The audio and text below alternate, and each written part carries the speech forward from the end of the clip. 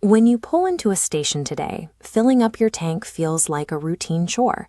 You grab the handle, squeeze, and wait. But beneath that exterior lies a volatile reality. A single mistake used to have disastrous consequences. To understand how engineers tamed that danger, we have to look back to the early 1900s. Back then, if you needed fuel, you went to a hardware store. You would buy kerosene poured straight from a common bucket, right next to the tools and lantern supplies. You then had to take that can outside and carefully pour it into your car using a funnel. It was a slow process, and exposing raw liquid to the open air made it a fire hazard. An inventor named Sylvanus Bowser saw the danger of open pouring and built a closed, hand-driven pump. One full crank would dispense exactly 1 gallon of fuel. Customers naturally wanted to verify they were actually getting what they paid for, so the visible fuel pump was born. An attendant pumped fuel into this glass tank to measure it, then let gravity pull it down. Those curbside pumps worked well when the country only had about 8,000 cars. But within 12 years, that number expanded past 1 million. The slow, single-gallon curbside pumps buckled under the demand, creating massive traffic jams on city streets. In 1913, the Gulf Oil Company moved the pumps off the curb entirely.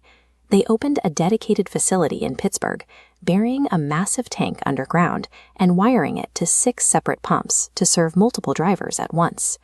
As similar stations popped up across the country, engine technology advanced. Drivers largely abandoned kerosene and switched to burning gasoline to get better performance and mileage. This chart compares the flash points, the exact temperatures at which liquids emit flammable vapors. Kerosene stays stable until 38 degrees. Gasoline's flash point is -40 degrees, constantly emitting fumes at room temperature. Pumping this volatile gasoline into underground tanks created a side effect. A thick layer of concentrated, flammable vapor built up above the liquid fuel. If the invisible fumes escaping those tanks met a careless cigarette flick or a tiny spark of static electricity from a passing customer, the entire station could go up in flames. By burying the fuel, early station owners had accidentally placed giant, highly pressurized hazards beneath their customers' feet. Following World War II, station owners needed a way to attract drivers and lower their overhead. In 1947, Frank Ulrich fired his attendants and let customers pump their own gas, dropping his price by 5 cents a gallon. The model was profitable, but it terrified local governments. Untrained drivers constantly overfilled their tanks, spilling raw gasoline onto the concrete. The practice was quickly banned across most of the country.